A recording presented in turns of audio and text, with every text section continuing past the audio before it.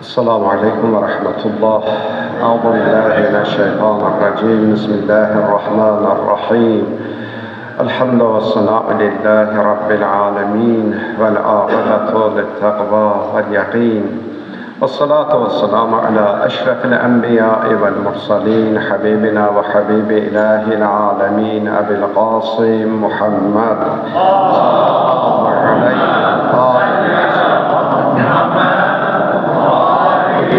وعلى أهل بيته الطيبين الطاهرين المعصومين ولعنة الله على أعدائهم أجمعين من الآن إلى يوم الدين.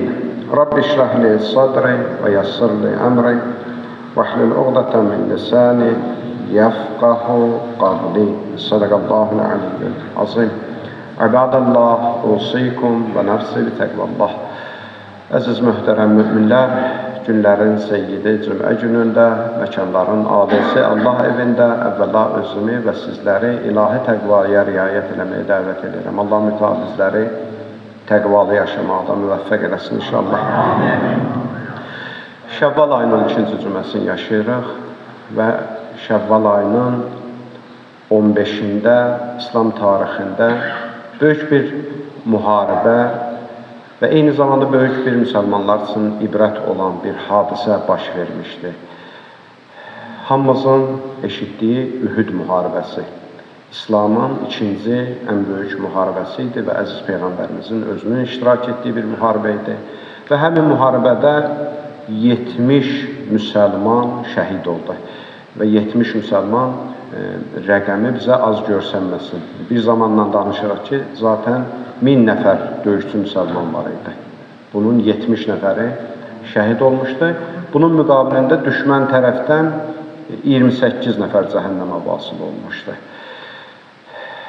Ühud müharibəsində İslam qoşununda cəmi 1000 nəfər var idi, amma qarşı tərəfdə 3000 nəfər var idi. Bəzi tarixçilər 4000 nəfər də yazıblar. Buna baxmayaraq,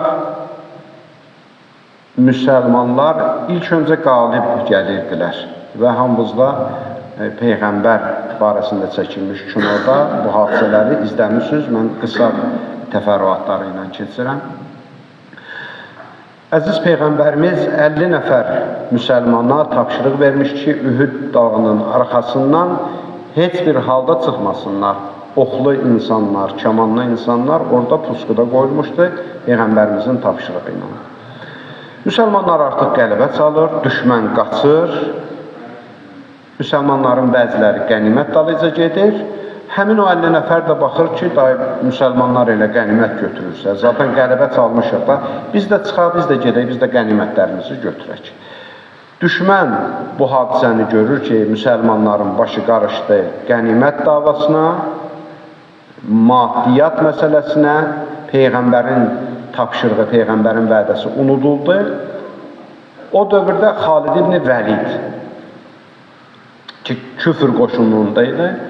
Xalid ibn Vəlidin təşviqi ilə müşriklər yenidən toparlandı və müsəlmanların üzərinə yenidən hücum çəkdilər və müsəlmanlardan 70 nəfərin şəhadəti ilə və məğlubiyyəti ilə yekunlaşan bir müharibə oldu. Həmin müharibədə əziz Peyğəmbərimiz yaralandı.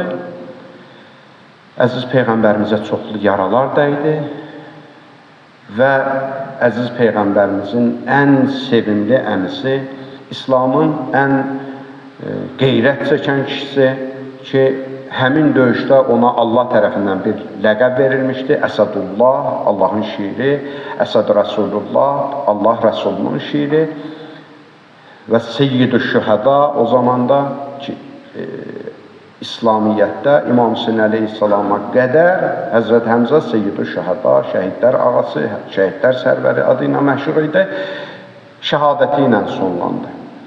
Və eyni zamanda bu bir müsəlmanlar üçün ələk dönəmi keçdi. Burada bir çox ibrətlər var. O ibrətlərdən biri budur ki, Allah bizlərə Quran-ı Kərimdə əmr eləmişdi, Ətiyullah və Ətiyur Rəsul. Allaha itaat edin və onun Rəsuluna itaat edin. Müsəlmanlar hər vaxt Allah Rəsuluna itaat etməz.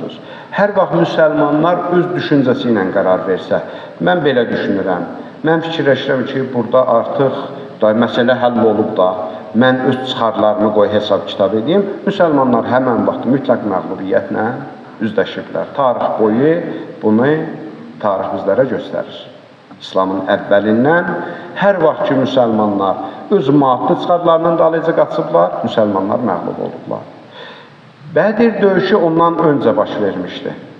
Bədir savaşında müsəlmanlar bundan daha az idi. Cəmi 313 nəfər idi. 1000 nəfərdə İsrail müşrik döyüşçünün qabağında cəmi 313 nəfər təzə İslama gəlmiş insanlar idi.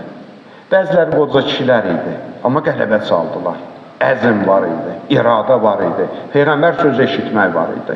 Amma Ühud döyüşündə artıq müsəlmanlar qismən müharibə görmüşlər, qismən artıq təkmilləşmişlər, özlərinə gəlmişlər, silah-sursat əldə etmişlər, amma məğlub oldular.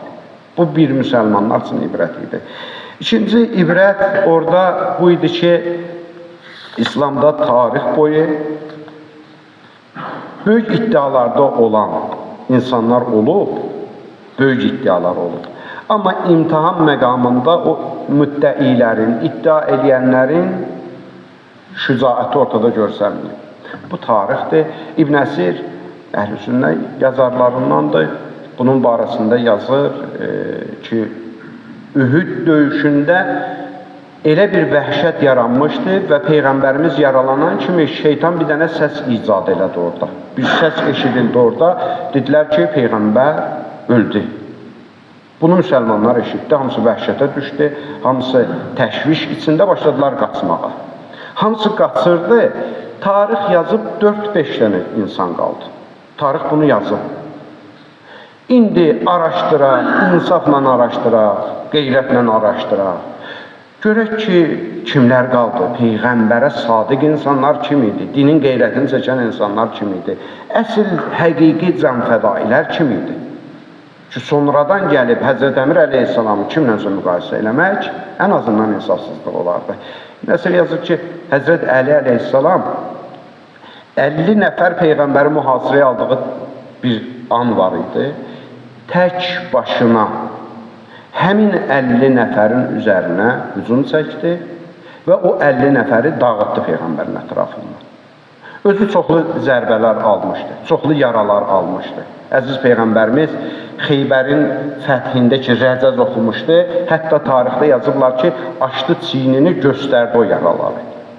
İstəyirsiniz, tanıyasınız mən kiməm? Xəndəkdə 3000 müşrikin qabağında tək yanan kişiyə. Kim mənim qabağıma çıxacaq ki? Özünü tanıtdırırdı burada. Həzrət Əli əleyhissalam çoxlu yaralar almışdı. Amma Həzrət Peyğəmbərimizdən ayrı düşmədi. Əziz Peyğəmbərimizi qorudu. Həmin vaxt Peyğəmbər Əkrəm buyurur ki, vəhy gəldi. Orada Peyğəmbər elan elədi Allahın əmri ilə. Həzrət Peyğəmbər Həzrətim Əmr əleyhissalamın barəsində burada Əliyyum minni və ənəm min Əli. Mən Əlidənəm və Əli də məndəndir. Biz ikimiz bir ruhuq. O məndən ayrıla bilməz. Və ardıca la seyfə illa zulfiqar, la fəta illa Əli kəlməsi ki, Allah tərəfindən Peyğəmbərimizə vəhiy olunmuşdu, həmin Ühud döyüşündə elan olundu. İlk dəfə orada elan olunmuşdu. Düzdür, sonradan Xeybərdə də onu Peyğəmbərimiz təkrarlamışdı, amma ilk dəfə bu vəhiy Peyğəmbərimizə Ühud müharibəsində gəlmişdi. Orada Peyğəmbərimizi müdafiə edən insanlardan da biri Əbu Dəcanə idi, Peyğəmbər səhabəsi idi. Həmin insan idi ki, Peyğəmbər gəldi, dedi, Əbu Dəcanə, mən beyətini sənin üzərindən götürürüm. Çünki müsəlmanlar Ühidə gəlməmişdən öncə yığılıb bir də Peyğəmbərə beyət eləmişdilər. Bir də öz vədlərini təzələmişdilər. Bir də o vədlərini sındırdılar. Peyğəmbər dedi ki, Əbu Dəcanə, mən götürürəm beyəti sənin üzərindən. Çünki bunların işi mənləndir. Artıq hamı da qaçıb, tək bir adam qalıb da, sən də niyə canlı götür, sən də götür. Əbu Dəcanə dedi ki, ya Rasulallah, olar səndən sonra bəyəm mən yaşayam. Mən o həyata nifrət edirəm ki, səndən sonra olsun. Mən səndən sonra çəkəcəyim nəfəsləri istəmirəm. Mən şəhadəti qəbul edirəm. Qaldı Peyğəmbəri müdafiə elədi. Orada bir Ümmə Amir adlı bir xanım var idi. Həmin xanımın adı tarixdə Nəsibədir. Ümmə Amir onun künyəsi idi. Öz həyat yoldaşı və 2 oğlu ilə gəlmişdi döyüşə. Müsəlmanların yaralarına sarğı qoyurdu. onları müalicə edirdi və su gətirirdi, su daşıyırdı onlar üçün. Baxdı, gördü, hamı qaçır, oğlanlarına tapşırdı, o həyat yoldaşı şəhid olmuşdu. Oğlanlarına tapşırdı ki, südüm sizə haram olar, Rəsulullah'a tək qoysunuz. Axıra qədər döyüşəcəksiniz. Və özü başladı Peyğəmbəri müdafiə eləməyə. Özü gəldi, durdu ki, Peyğəmbərə hücum edirdilər, özünü sipər elədi. Tarixdə var ki, tarixin o böyük hərflərlə adları yazılıb tarixdə. Onlar qaçanda Peyğəmbər buyurdu ki, mərdliyiniz olsun. Qaçırsınız, heç olmasa o qalxanınızı atın qoyun, qılıncınızı atın qoyun. Peyğəmbər həmin Nəsibə dedi ki, ged o qalxanı götür, özünü müdafiə elə, həm də məni müdafiə eləyərsin. Axıra qədər bir xanım, əzəmətli bir şəxsiyyət qaldı Həzrət Peyğəmbərin yanında və Peyğəmbərimizi müdafiə elədi. Peyğəmbər onun barəsində burada ləmmə qamun Nəsibə binti Kəb əl-yevm xeyrun min filan ibn filan. Filan və filan. Peyğəmbər əşrəm buyurdu ki, Ühüd döyüşündə Nəsibə binti Kəbin şücaəti, qeyrəti, İslam'a bağlılığı filan kəslərdən qat-qat üstündür. Ki, o bir şücaət göstərdi, bir qəhrəmanlıq göstərdi və Peyğəmbərimizi müdafiə elədi. Və o müdafiə edənlərdən də biri Həzrət Həmzə ki, Allahın aslanı idi, şəhid oldu. Ühüddə müsəlmanların xəyanəti nəticəsində, müsəlmanların səhlənkarlığı nəticəsində.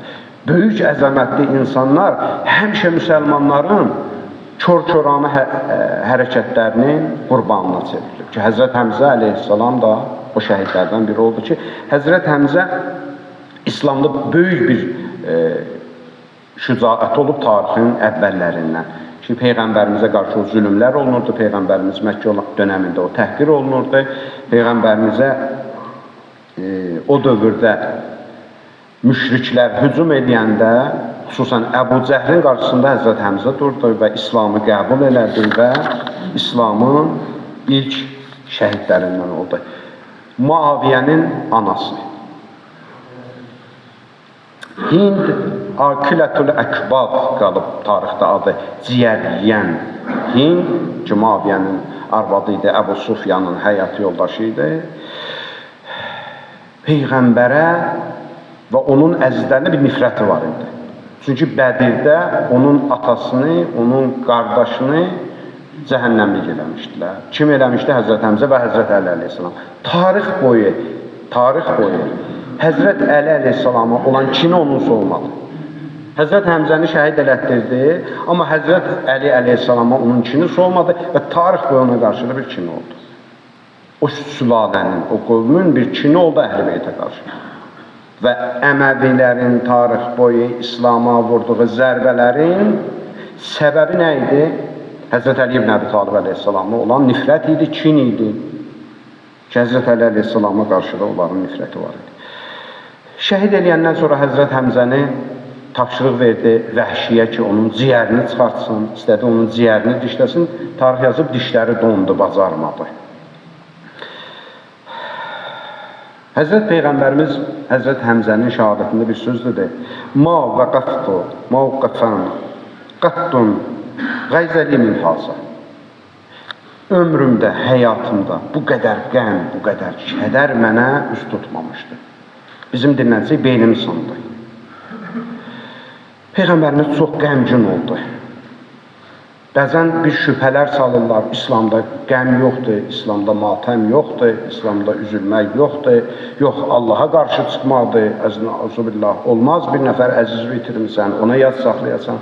Peyğəmbər yad saxlayırdı, Peyğəmbərin dilindən bir rozanı oxuyuram sizə. Bəzən deyirlər ki, rozanı kimlərsə uydurub, Peyğəmbər ilk roza oxuyandı, ilk İslamın şəhidinə. Peyğəmbər buyurdu, ya Həmzə, ya əmmə Rəsulallah və Əsədullah və Əsəd Rəsuli. Ay Həmzə, ay Allahın şiiri, ay Peyğəmbərin şiiri, ay Peyğəmbərin əmsi. Ya Həmzə, ya failəl xeyrat. Ay Həmzə, ay xeyr əməllərin sahibi. Ya Həmzə, ya kaşifəl qırabat. Ay Həmzə, ay daim mənim üzümdəki qəmi aradan aparan. Nə vaxt üzümdə qəm oldu, kədər oldu, Həmzə onu aradan apardı. Ya Həmzə, ya zəttu, ya zəbbu an vəchi Rəsulallah. Hər vaxt Peyğəmbərin çətinliyi oldu, özünü sipər elədi. Peyğəmbər roza dedi, Həmzə üçün ağladı. Peyğəmbər orada insanları çağırdı, dedi, gəlin Həmzəyə məclis qurun. Həzrət Həmzənin bacısı gəlirdi ora. Peyğəmbərimiz onun oğlu Zübeyrə tapşırdı ki, anın Səfiyyəni kənarda saxla, Həmzəni bu halı ilə görməsin, ürəyi tablaşmaz, dözməz. Peyğəmbərimiz o qədər narahat olmuşdu. Çünki Həmzəni muslə eləmişdilər. Muslə əzaları kəsib doğramağa deyərlər, qulağın burnunu, hörmətsizlik eləmişdilər cənazəsinə qarşı da Həmzənin. Həzrət Peyğəmbər o qədər narahat oldu. Baxın, rəhmət Peyğəmbəri, dilindən heç vaxt qarğış eşitməyib. Heç kim onun çox hissləndiyini görməyib. Gör, Həmzənin şəhadəti Peyğəmbərin nə qədər təsir edib. Peyğəmbər burada لَاِنْ زَفَرْتُ لَأَمْسُلَنَّ deyir, əgər mən qələbə çalsam, mən də müslə eləyəcəm, mən də müslə eləyəcəm, mən də müslə eləyəcəm. Mən də onlara qarşı hərəkət eləyəcəm. Gör, Peyğəmbərimizi nə qədər yandırıb Həmzənin şəhadəti. Çox narahat oldu, ayə nazil oldu.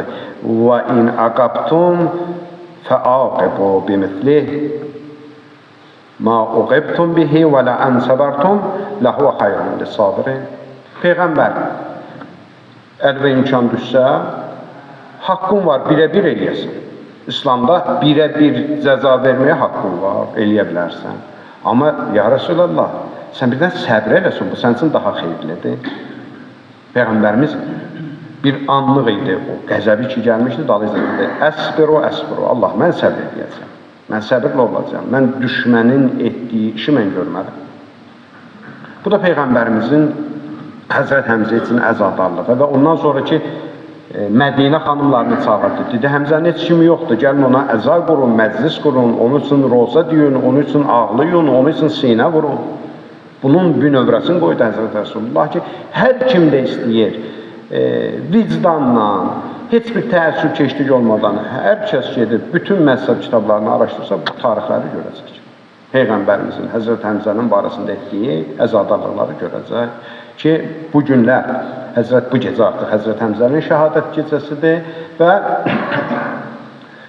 sabah, yox, birisi gün 17 Şəvvalda Xəndək müharibəsi baş vermişdi və Həzrət Əli əleyhissalama görə ayın geri qayıtması hadisəsi baş vermişdi və Şah Abdüləzim ki, böyük əzəmətli imam balasıdır, imam nəvəsidir ki, onu ziyarət eləmişsiniz, onun şəhadət günləridir. Bu münasibətlə başda Mövlamız, sərvərimiz, İmam-ı Zaman, Əcəlallahu Fərəcəh şərif olmaqla bütün müsəlmanlara təsbih təvsiyə edirik. Allah mütəal bizlərə Həzrət Həmzənin dünya ziyarətini, üqba şəfaatini nəsib eləsin inşallah. Bismillahirrahmanirrahim. قل هو الله أحد الله الصمد لم يلد ولم يولد ولم يكن له كفوا أحد صدق الله العلي العظيم بسم الله الرحمن الرحيم الحمد لله رب العالمين الصلاة والسلام على أشرف الأنبياء والمرسلين حبيبنا وحبيب إله العالمين أبي القاسم محمد صلى الله عليه وآله وسلم وعلى آل بيته الطيبين الطاهرين المعصومين ولعنة الله على أعدائهم أجمعين من الآن إلى يوم الدين رب اشرح لي صدري ويسر لي أمري واحلل عقدة من لساني يفقه قولي صدق الله العلي العظيم عباد الله أوصيكم ونفسي بتقوى الله. Əziz müminlər, bir daha özümü və sizləri ilahi təqvaya riayət eləməyi dəvət edirəm. Allah mütəal bizləri təqvalı yaşamaqda müvəffəq eləsin inşallah. İslam dini bizim həyatımızın nəinki şəri məsələlərinə tək toxunub, İslam dini bizim bütün ictimai həyatımızı ehtiva edən bir dindir. Bütün həyatımızda qarşımıza çıxacaq bütün hadisələrin barəsində İslam dini danışıb və onlardan da biri İslamda çox əhəmiyyət verilmiş və barəsində bir xeyli ayələr gəlmiş, bir xeyli hədislər gəlmiş, dostluq, qardaşlığın barəsindədir. İslam dini buna çox əhəmiyyət verir. Quran-ı Kərimdə dostluğun barəsində Allah Müteala bizlərə buyurur: "Vəl-mu'minun vəl-mu'minat ba'duhum awliya'u ba'd." Mömin kişilər, mömin kişilərin, mömin qadınların dostudular, vəlisidirlər. Bir-birinə dostdular bunlar. Allah deyir ki, möminlər bir-birinə dostdur. Müminin özünə dost bilməlidir. Müminləri qoyub, müsəlmanları qoyub, kafirləri özünə dost bilməməlidir. Əgər müminsinizsə, Quran bunun barəsində bizə danışır. Çünki Quran-ı Kərim bizlərə deyir, Peyğəmbərlə olan insanlar olardılar ki, müminlərə qarşı xoş münasibətdədirlər, yumuşaq rəftardadılar. Amma kafirlərə qarşı nədirlər? Əşidda varlar, küffar, kafirlərin qarşısında çox möhkəm dayanırlar. Bax, İslamın qayəsi budur, İslamın əsası budur. Bugün sən müsəlmanlara qarşı cəsarətli olacaqsan, amma zalimin qarşısında gələcəksən, təvazu göstərəcəksən, bu İslam deyil, bu din deyil, bu iman deyil. İslam bunu bizə öyrətdi ki, kafirin, zalimin qarşısında sən təvazu göstərməyəcəksən. İndi o sənə hər nə istirazından çıxıb deyir, sən ona bir cavab deyə bilmirsən, qarşısında deyirsən ki, bəlkə İslamın xeyri üçündür, bunların üstündən keçək. İslamın bu cür xeyrini istəmir. İslam deyir, İslamın xeyri o zaman qorunacaq ki, İslamın əzəməti qorunmaq şərti ilə, müsəlmanın əzəməti qorunmaq şərti ilə. İslam bunu istəyir bizlərdən. Ona görə Allah Müteal bunun barəsində deyir ki, mümin kişilər və mümin qadınlar bir-birinin dostudur. Ya'muruna bil ma'ruf, bir-birini yaxşı işlərə dəvət edərlər müminlər və yanhauna anil munkar, bir-birini pisliklərdən çəkindirərlər. Və yuqimuna salat, namaz qılarlar və yutuna zakat və zakat verərlər və yuti'ullah rasulah, Peyğəmbərə, Allaha itaat eləyərlər. Ulaikə seyərhaməhumullah. Bunlar Allahın rəhm elədiyi şəxslərdir. İnnallaha əzizul həkim. Allah həqiqətən əzəmət, izzət, qüdrət sahibidir və hikmət sahibidir. Yəni Allah bilir bunları nə üçün deyir. Bunların hər birinin səbəbi var. Dostluq elə bir məsələdir ki, Quran-ı Kərimdə buyurur, qiyamətin günündə insanlar deyərlər, ya veyləti ləytəni ləm ətəxiz filanı xəlila. Ey kaş filan kəslərlə dost olmayaydım. Filan kəslərlə dostluq məni gətirdi cəhənnəmə əhl elədi. Ləqəd əzəlləni anəz zikr bə'də izcəəni və kana şeytanə li insanı xazula. Allahın dini, Allahın kəlamı, Allahın sözü mənə yetişəndən sonra o dost məni ilahi zikirdən yayındırdı. Mən məscidə getmək istəyirdim, o deyirdi ki, məsciddə nə var, gəl gedək filan yerə. Mən gedirdim Kərbəla ziyarətinə, dedi Kərbəlada gedib, bu tozun torbanın içində nə işin var sənin? Gəl həmin pulu ver, gedək filan ölkədə yaxşı istirahət yerləri var. Bir də baxdım ki, ömür bitdi, mənə apardılar, qoydular cəhənnəmə. Orada deyir, ayə deyir ki, əllərinin arxasını dişləyəcəklər, deyəcəklər yağlayın. Ay kəş, mən filan kəslə dostluq eləməyəydim. Dost, Quran bizə bunu göstərir ki, bizim həyatımızın böyük hissəsi dostdan asılıdır. Peyğəmbər Əkrəm buyurur dostun barəsində, deyir, dost seçimində çox diqqətli olun. Çünki hər kəs öz dostunun dinindədir. Hər kəs öz dostunun dinindədir. Bax gör, kim kimlə dostluq edir. Zahiri dininə baxın onu, bil ki, onun dinindədir. Kim kimi müdafiə edir, kim kimi dəstək edir, kim kimlə dostluq edirsə, onun dinindədir. Bu, Allah Rəsulunun kəlamıdır. Öz dinini istəyirsən bir roza verəsən, göstərəsən, sən kiminlə dostluq elədiyin, bunun göstəricisidir. Hər şeyin bir göstəricisi var da. Əziz Peyğəmbər də deyir ki, sənin dininin göstəricisi sənin kimlərlə dostluq elə. Yaxşı adamlarla dostluq eləsən, yaxşı adam olacaqsan. Pis adamlarla dostluq eləsən, pis adam olacaqsan. Çoxlu hədislər var, vaxtımızla məhduddur bunun barəsində. Həzrət Əli əleyhissalamdan bir hədisdə buyurur, nəfslər müxtəlifdir. Bir-birinə bənzəyənlər bir yerdə olarlar. Nəfslər, ruhlar, xüsusiyyətlər çox fərqlidir. O insanlar bir yerə cəm olur ki, onların oxşarlıqları çoxdur. Ruhi cəhətdən, əqidə cəhətdən, düşüncə cəhətdən oxşarlıqları çox olan insanlar bir yerə cəm olur. Yəni, bir-biri ilə dostluqları olur. Bax, bəzən təəccüb edir ki, filan kəs nəcə filan kəslə durur. Demək ki, onunla bir oxşarlıqları var, bir ortaq dəyərləri var onların. Səni təəccübləndirməsin. Mütləq bir ortaq səbəbləri var onların. O da bizim dinləcək elə onun tayıymış ki, onunla dostluq edir. İslamda məsumların çox əzəmətli kəlamları var. Mən oxuyurdum, indi vaxt azdır da onların hamısını danışaq. Bir hədis çıxdı qarşıma. Deyir ki, sənə zinət olacaq bir insanla dostluq elə. Sən ona zinət olacaq insanla dostluq eləmə. Sonra mən biraz hədisin ilk baxışı biraz adamsan, nə olur? Qaranlıq qalır. Biraz araşdırırdım hədisin mənasını. Deyir ki, yəni o insanlar bir-biri ilə dostluq eləsin ki, bir-birinə zinətdirlər. Bir-birinə fəxr səbəbidirlər. Bir-birinə dəyər qazandırırlar. Onun üçün də deyirlər ki, sağ olsun filankəslə dostluq eləyir.